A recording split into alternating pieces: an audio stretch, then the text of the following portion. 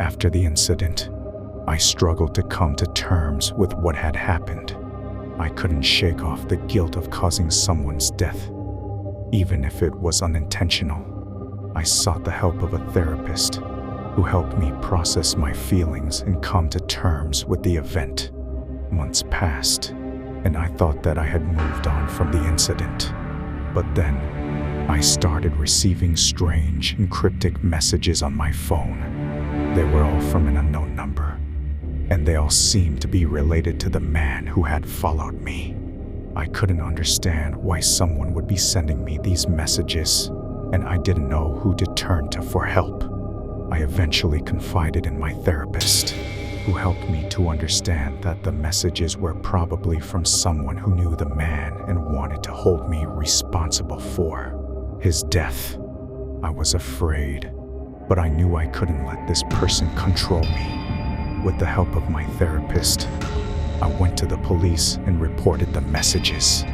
They traced the number and found out that it belonged to the man's brother, who was consumed by grief and blame for his brother's death.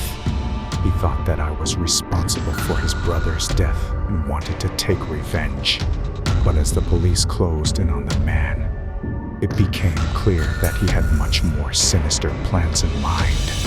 He had been carefully stalking me, gathering information, and planning his attack. I soon realized that I was in a life or death situation and that this man would stop at nothing to seek his revenge. I was paranoid. I felt like someone was always watching.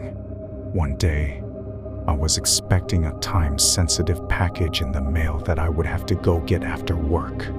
I did the usual, got home, cooked dinner, and left to the mailbox.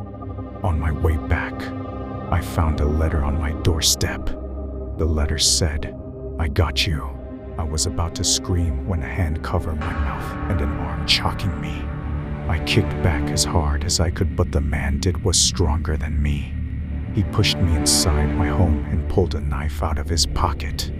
He said, "You will pay for what you have done." I started crying.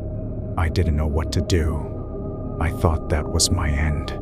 Suddenly, someone came running inside and pushed the man out of the way. His knife fell and the man kicked it away from him.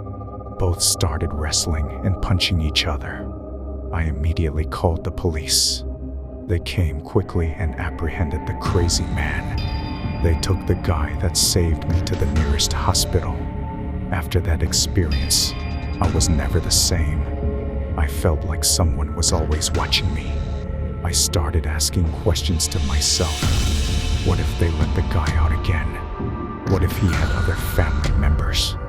I was terrified of people with hoodies. I knew it was going to take time to recover from this. One thing is for sure, I will never go out at night again.